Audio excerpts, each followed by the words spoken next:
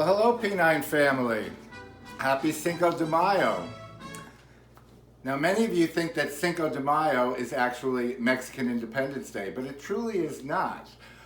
Cinco de Mayo is a commemoration of a battle that was fought in 1862 between Mexico and France. And Mexico, even though it had a much smaller army, was the victor. So, for us to celebrate Cinco de Mayo today, welcome to my kitchen. I'm going to prepare two quick Mexican dishes in honor of Cinco de Mayo. The first one is called Guacomole. The second one is called Pico de Gallo. The beautiful part about these two, they're both dips, and the same ingredients are kind of used in both of them, except in the guacamole we also add avocado. I'm going to show you the avocado first, because that's what I was doing when you arrived. I'm actually mashing the avocado, and this is an interesting utensil. This is called a pestle and mortar, and what a lot of people do was they would take maybe the avocado, and you could do this with many other things. This is a very ancient tool that's used, and they use the pestle and mortar to grind. People grind medicines with this, they grind herbs with this, and it also can be used to grind avocado.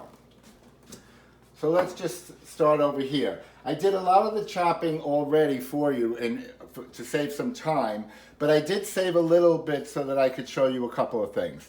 The first thing I'm going to talk about is chopping the onion. I chopped the onion, and the only secret about chopping onion is put the onion in the refrigerator first so that it's cold when you start chopping it, or else it's going to really make you cry. So I did that, and I chopped the onion. No secrets about chopping the onion. I also chopped some plum tomatoes, about 4, and I did save a plum tomato just so that you could see. The only secret about cutting the plum tomato is that you need to cut out this core here, which is very simple. You just cut it out like this, and then you start chopping from there. You don't want this part in. We also have jalapeno peppers in this recipe.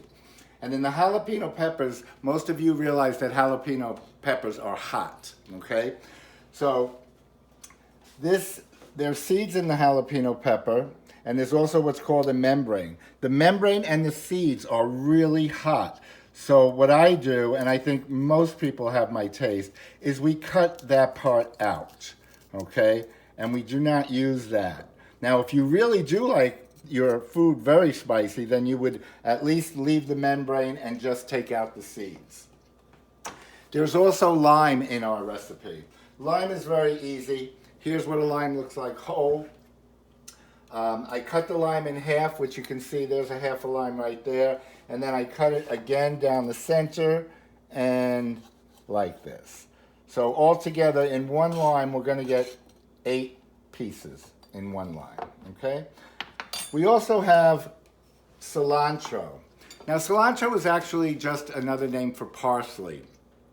Cilantro has a little extra flavor. It's kind of like has a little bit of a, what I think is like a little bit of a perfumey taste in the parsley. Now, because of a lot what's going on in the supermarkets, etc., during this COVID experience that we're all going through, I couldn't procure any cilantro, but I was able to get regular parsley. The good news is, in the P9 indoor garden, we are actually growing parsley and cilantro, so hopefully we'll have our own. Now, I just wanted to show you what the parsley looked like, because what we do is we take the leaves off the stems and then we chop them. And I did that already, but I wanted to show you what it looked like when it's already chopped. And this is our parsley already chopped. Okay, this is what the jalapenos look like already chopped. And then we also have salt. This is kosher salt, and the difference between kosher salt and regular salt is, this is the regular salt. Kosher salt is a little more coarse. Some people use sea salt. You can see how fine the regular salt that we use on our table is. And this is just a little bit coarser. See that? Okay, all right. So let's start. I think the first thing that we'll make is the pico de gallo, because we have the ingredients all here, okay? So we have the onion here. Let me just grab a bigger spoon here for the onion. And I have a bowl. We're gonna take some onion now. They're saying in the recipes that I posted yesterday, it's a whole onion or a half an onion. I'm only gonna make a small portion today. So I'm gonna put some onion in the bowl. I'm gonna add some tomato. And this is a plum tomato and it's finely chopped. The hardest part of this recipe truly is the chopping. So the chopping takes a little time, and parents, I ask that you either do it for your children or supervise them with that. I'm also going to add some of the parsley, which, like I said, it calls for cilantro, but we're just going to put parsley in it. And I also have the jalapeno pepper. Now, the jalapeno pepper, like I said, I took all the membrane out and I took all the seed out. Okay? With that, we are also going to add the lime juice. Okay, so I'm just going to squeeze the lime juice right in it.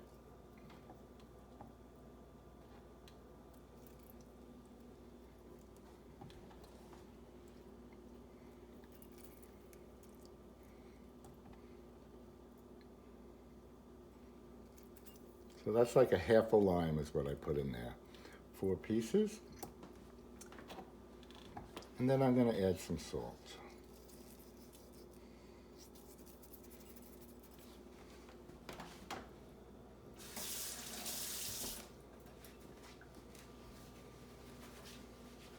I'm going to mix this around a little. I'm going to put this on the side for right now. And this is our Pico de Gallo.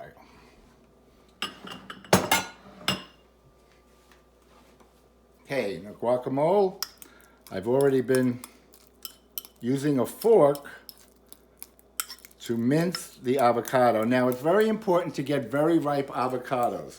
Try to get the avocados as ripe as you can so that it'll be easy to mash it, okay? So like I had said before, the same ingredients are going in, okay? So we're gonna add some onion.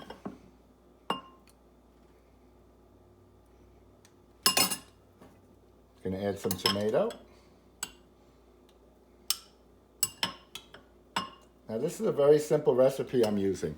Some people add mayonnaise, some people add sour cream. There are other ways to make your guacamole, but I'm gonna do it very simply today with the avocado, onion, tomato, some jalapeno pepper, some cilantro, which today is parsley. We're going to add the lime juice again here.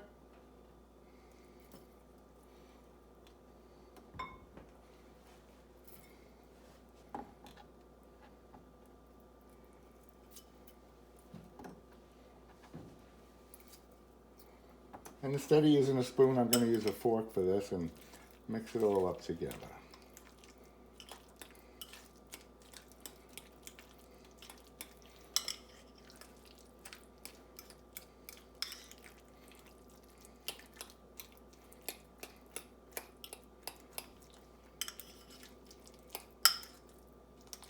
Okay. Now, one thing I noticed when I was cutting these avocados is these avocados are a product of Mexico. So I think that's a good thing. A little salt to taste, which I think I forgot to do here. So we'll add a little salt. And there are more than one way to enjoy your Pico de Gallo or your guacamole. Let's move over here so we can see. And the traditional way is to use tortilla chips and just dip your tortilla chips in and eat.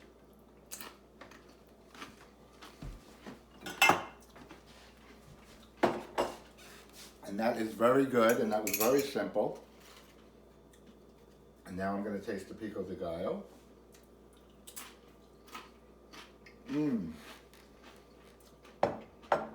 Very good. Now, for those of you who want a healthier choice, And there are times that I like a healthier choice. You can also use fresh vegetables. So I cut some red peppers up, which I happen to love to dip red peppers. And you can also use celery. So from my kitchen to yours, P9 family, happy Cinco de Mayo. I miss you all. Stay safe, stay inside, and be happy. Bye-bye.